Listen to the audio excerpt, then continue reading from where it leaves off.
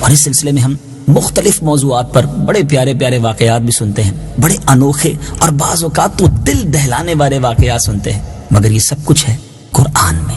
قرآن کی کیا بات ہے۔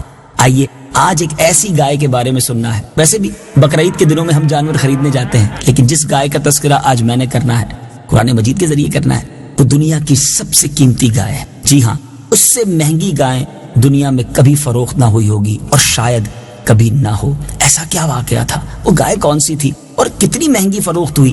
آئیے سنتے ہیں۔ اور یہ واقعہ سورہ بقرہ میں موجود ہے، اور آپ جانتے ہیں قرآن پاک کی سب سے بڑی سورت سورہ بقرہ ہے، اور بقرہ کا جو معنی ہے وہ گائے ہے، یعنی گائے والی سورت۔ اس کو اسی گائے کی وجہ سے کہا جاتا ہے۔ اور اس کا واقعہ یہ ہے کہ بنی اسرائیل میں ایک بہت ہی نیک اور صالح بزرگ تھے۔ ان کا ایک ہی بچہ تھا جو نابالغ تھا، اور ان کے پاس فقط ایک گائے کی بچیا تھی۔ ان بزرگ نے اپنی وفات کے وقت اس بچیا کو جنگل میں لے جا کر ایک جھاڑی کے پاس جا کر یہ کہہ کر اس گائے کو چھوڑ دیا کہ یا اللہ عز و جل، میں اس بچیا کو تیری امانت میں دیتا ہوں، میرا بچہ نابالغ ہے، جب وہ بالغ ہو جائے تب اسے یہ گائے واپس لوٹا دی جائے۔ اس کے بعد ان بزرگ کی وفات ہو گئی، اور بچیا جو ہے وہ بھی بڑی ہوتی گئی، ادھر وہ نوجوان بھی جو ہے وہ بالغ ہو گیا۔ تو اس کی ماں کی اس نے خوب خدمت کی، بڑا ہی فرما بردار، بڑا ہی نیکوکار تھا۔ اب اس نے اپنی رات کو کس طرح تقسیم کیا تھا، خدمت بھی کرتا تھا تو کیا نرالا انداز تھا کہ اس نے اپنی رات کو 3 حصوں میں تقسیم کر رکھا تھا۔ ایک حصے میں سوتا تھا، ایک حصے میں ماں کی خدمت کرتا تھا، اور ایک حصے میں رب کی عبادت کرتا تھا۔ روزانہ صبح جنگل سے لکڑیاں کاٹ کر لاتا۔ اپنی کمائی کو بھی اس نے 3 حصوں میں تقسیم کیا تھا، یعنی اپنی کمائی کا ایک حصہ اپنی ذات پر خرچ کرتا، ایک حصہ اپنی والدہ کو پیش کر دیتا، اور ایک حصہ راہ خدا میں صدقہ و خیرات کیا کرتا تھا۔ اب ایک دن لڑکے کی ماں نے اپنے بیٹے سے کہا کہ بیٹا، تمہارے باپ نے میراث میں ایک بچیا چھوڑی تھی جس کو انہوں نے فلاں جھاڑی کے پاس جنگل میں اللہ عز و جل کی امانت میں سونپ دیا تھا۔ اب تم اس جھاڑی کے پاس جا کر، گویا درخت کے پاس جا کر اللہ عز و جل کی بارگاہ میں دعا مانگو کہ اے ابراہیم اور اسماعیل اور اسحاق علیہ السلام کے رب، تو میرے باپ کی سونپی ہوئی امانت مجھے واپس دے دے۔ اور اس بچیا کی نشانی یہ ہے کہ وہ پیلے رنگ کی ہے، اور اس کی خال اس طرح چمک رہی ہوگی کہ گویا سورج کی کرنیں اس میں سے نکل رہی ہیں۔ یہ سن کر لڑکا جنگل میں اس جھاڑی کے پاس گیا اور دعا مانگی، تو فوراً ہی وہ گائے دوڑتی ہوئی آ کر اس کے پاس کھڑی ہو گئی، اور یہ اس کو پکڑ کر گھر لایا۔ تو اس کی ماں نے کہا بیٹا، تم اس گائے کو لے جا کر بازار میں 3 دینار میں فروخت کر ڈالو، لیکن کسی گاہک کو میرے مشورے کے بغیر نہ دینا۔ ان دنوں بازار میں گائے کی قیمت جو تھی وہ بھی 3 دینار ہی تھی۔ بازار میں ایک گاہک آیا جو در حقیقت ایک فرشتہ تھا۔ اس نے کہا کہ میں گائے کی قیمت 3 دینار سے زیادہ دوں گا، مگر کسی سے مشورہ نہ کرنا۔ وہ فرما بردار تھا۔ ماں نے کہا تھا بیٹا، میرے مشورے کے بغیر نہ بیچنا۔ حالانکہ آفر زیادہ کی تھی، مگر اس نے کہا نہیں، میری ماں نے مجھے یہ فرمایا ہے کہ میرے مشورے کے بغیر کسی کو گائے نہیں فروخت کرنی۔ وہ اپنی ماں کے پاس آیا۔ آنے کے بعد والدہ کو کہا کہ ماں، ایک شخص آیا تھا اور اس نے 3 دینار سے زیادہ کی آفر دی ہے۔ تو والدہ نے کہا کہ بیٹا، یہ گاہک شاید کوئی فرشتہ ہوگا، تو اے بیٹا تم اس سے مشورہ کرو کہ ہم اس گائے کو ابھی فروخت کریں یا نہ کریں۔ یہ نوجوان دوبارہ بازار گیا، وہی گاہک آیا جو کہ دراصل فرشتہ تھا۔ اس بچے نے، اس نوجوان نے اس فرشتے سے پوچھا کہ آپ ہی بتا دیں کہ اس گائے کو ہم فروخت کریں یا نہ کریں۔ فرشتے نے کیا کہا کہ ابھی فروخت نہ کرو، آئندہ اس گائے کو حضرت موسیٰ علیہ السلام کے لوگ خریدیں گے۔ تم اس گائے کے چمڑے میں سونا بھر کر قیمت طلب کرنا، وہ لوگ تمہیں اتنی ہی قیمت ادا کریں گے۔ آپ سوچ رہے ہوں گے کہ کیوں اتنی مہنگی گائے خریدی جائے گی؟ یہی تو اس واقعے کا ایک ٹرننگ پوائنٹ بھی ہے اور خاص بات بھی ہے، کیونکہ ایک اور واقعہ اسی دور میں پیش آتا ہے جس کی وجہ سے یہ گائے بہت قیمت دے کر خریدی جاتی ہے۔ بڑی عجیب و غریب بات کہ اتنی قیمت کوئی کیوں دے گا، لیکن ماجرا یہ ہوا کہ چند دنوں کے بعد بنی اسرائیل کے ایک بہت مالدار شخص جس کا نام عامیل تھا، اس کے چچا کے دونوں لڑکوں نے مل کر اسے قتل کر دیا۔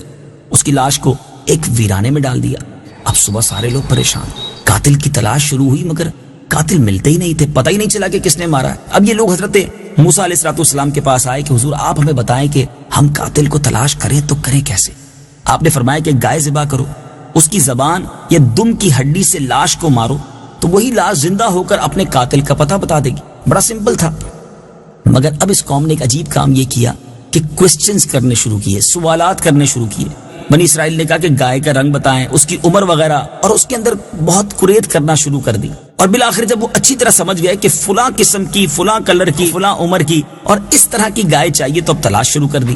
جب یہ تلاش کرتے کرتے اس لڑکے کے پاس پہنچے تو بالکل وہی گائے اس کے پاس تھی جس کا حضرت موسیٰ علیہ السلام نے ان کی پوری ڈیفینیشن بتائی تھی، پوری تفصیل بتائی تھی. جب یہ اس گائے کے پاس پہنچے تو گائے کہا ہمیں بیچ دو. تو اس نوجوان نے کہا کہ اس کے چمڑے میں، یعنی اس گائے کے جو چمڑا ہے اس کے اندر سونا بھر کر قیمت دو گے تب میں یہ گائے تمہیں دوں گا. بہرحال یہ ڈیل ہو گئی. ان لوگوں نے اس نوجوان کو یہ سونا دیا اور یہ گائے خرید کر واپس لے گئے. اور اب جناب اسی گائے کی زبان یا دم کی ہڈی مقتول کی لاش پر جب ماری گئی تو مقتول جو تھا، وہ مردہ جو تھا، وہ زندہ ہوا. اور اس نے زندہ ہو کر بتایا کہ میرے قاتل میرے چچا کے دونوں لڑکے ہیں جنہوں نے میرے مال کے لالچ میں مجھ کو قتل کر دیا ہے. یہ بتا کر وہ پھر مر گیا. چنانچہ ان دونوں قاتلوں کو قصاص میں قتل کر دیا گیا. اور مرد صالح کا لڑکا جو اپنی ماں کا فرما بردار تھا، اس مال سے، اس دولت سے مالا مال ہو گیا. میٹھے میٹھے اسلامی بھائیوں، ہے نا عجیب واقعہ؟ یہ ہمارے قرآن میں موجود ہے، لیکن اس واقعے سے بہت سارے درس ملتے ہیں. آئیے چند مدنی پھول قرآن پاک کے فیضان سے آپ کی طرف پڑھاتا ہوں. آپ بھی اپنے دل کے مدنی گلدستے میں سجاتے جائیے. لیکن اس سے پہلے کہ اس واقعے سے ہم مدنی پھول چنیں، کیوں نہ قرآن پاک میں یہ واقعہ کہاں اور کیسے موجود ہے، تلاوت قرآن مجید سنتے ہیں اور آئیے اس کا ترجمہ سنتے ہیں. وَإِذْ قَالَ مُوسَى لِقَوْمِهِ إِنَّ اللَّهَ يَأْمُرُكُمْ أَن تَذْبَحُوا بَقَرَةً قَالُوا أَتَتَّخِذُنَا هُزُوًا قَالَ أَعُوذُ بِاللَّهِ أَنْ أَكُونَ مِنَ الْجَاهِلِينَ. ترجمہ. اور یاد کرو جب موسیٰ نے اپنی قوم سے فرمایا بے شک اللہ تمہیں حکم دیتا ہے کہ ایک گائے ذبح کرو، تو انہوں نے کہا کہ کیا آپ ہمارے ساتھ مذاق کرتے ہیں؟ موسیٰ نے فرمایا میں اللہ کی پناہ مانگتا ہوں کہ میں جاہلوں میں سے ہو جاؤں. قالوا ادع لنا ربك يبين لنا ما هي قال إنه يقول إنها بقرة لا فارض ولا بكر عبان بين ذلك فافعلوا ما تؤمرون. ترجمہ. انہوں نے کہا کہ آپ اپنے رب سے دعا کیجئے کہ وہ ہمیں بتا دے کہ وہ گائے کیسی ہے. فرمایا اللہ فرماتا ہے کہ وہ ایک ایسی گائے ہے جو نہ تو بوڑھی ہے اور نہ بالکل کم عمر، بلکہ ان دونوں کے درمیان ہو. تو وہ کرو جس کا تمہیں حکم دیا جا رہا ہے. قالوا ادع لنا ربك يبين لنا ما لونها قال إنه يقول إنها بقرة صفراء فاقع لونها تسر الناظرين. ترجمہ. تو انہوں نے کہا آپ اپنے رب سے دعا کیجئے کہ وہ ہمیں بتا دے اس گائے کا رنگ کیا ہے. فرمایا کہ اللہ فرماتا ہے کہ وہ پیلے رنگ کی گائے ہے جس کا رنگ بہت گہرا ہے. وہ گائے دیکھنے والوں کو خوشی دیتی ہے. قالوا ادع لنا ربك يبين لنا ما هي إن البقرة شابه علينا وإنا إن شاء الله لمهتدون. ترجمہ. انہوں نے کہا آپ اپنے رب سے دعا کیجئے کہ ہمارے لیے واضح طور پر بیان کر دے کہ وہ گائے کیسی ہے، کیونکہ بے شک گائے ہم پر مشتبہ ہو گئی ہے، اور اگر اللہ چاہے گا تو یقیناً ہم راہ پا لیں گے. قال إنه يقول إنها بقرة لا ذلول تثير الأرض ولا تسقي الحرث مسلمة لا شية فيها قالوا الآن جئت بالحق فذبحوها وما كادوا يفعلون. ترجمہ. موسیٰ نے فرمایا اللہ فرماتا ہے کہ وہ ایک ایسی گائے ہے جس سے یہ خدمت نہیں لی جاتی کہ وہ زمین میں ہل چلائے، اور نہ وہ کھیتی کو پانی دیتی ہے، بالکل بے عیب ہے، اس میں کوئی داغ نہیں. یہ سن کر انہوں نے کہا اب آپ بالکل صحیح بات لائے ہیں، پھر انہوں نے اس گائے کو ذبح کیا حالانکہ وہ ذبح کرتے معلوم نہ ہوتے تھے۔ وَإِذْ قَتَلْتُمْ نَفْسًا فَادَّارَأْتُمْ فِيهَا وَاللَّهُ مُخْرِجٌ مَا كُنْتُمْ تَكْتُمُونَ۔ ترجمہ، اور یاد کرو جب تم نے ایک شخص کو قتل کر دیا پھر اس کا الزام کسی دوسرے پر ڈالنے لگے حالانکہ اللہ ظاہر کرنے والا تھا اس کو جسے تم چھپا رہے تھے۔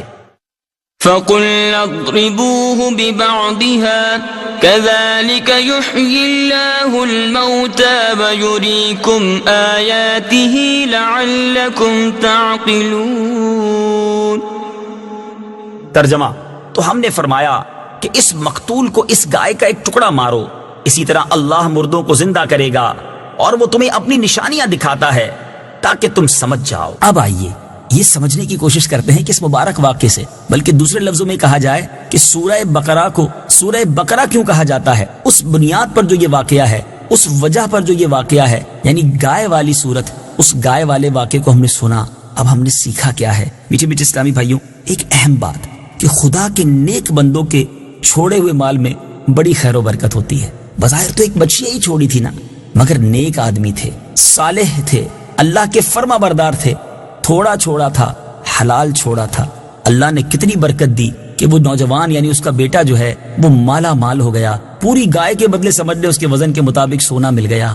تو پتہ یہ چلا بعض لوگ جو یہ سوچتے ہیں کہ مجھے اولاد کے لیے بہت کچھ چھوڑ کے جانا ہے اور اس کے لیے حرام بھی کماتے ہیں، یہ نہیں سوچنا چاہیے۔ تھوڑا ہوگا، حلال ہوگا اور رب راضی ہوگا، وہ تھوڑے میں بھی اللہ بہت ساری برکت ڈال دے گا۔ دوسری بات جو اس واقعے سے سیکھنے کو ملتی ہے کہ والدہ کی محبت، والدہ کی خدمت، ماں کی دعائیں کیسا کام کر دکھاتی ہیں کہ اس نوجوان نے رات بھی ماں کی خدمت کرنی ہوتی تھی اور اپنی کمائی کا ایک حصہ بھی اپنی والدہ کو پیش کرتا تھا۔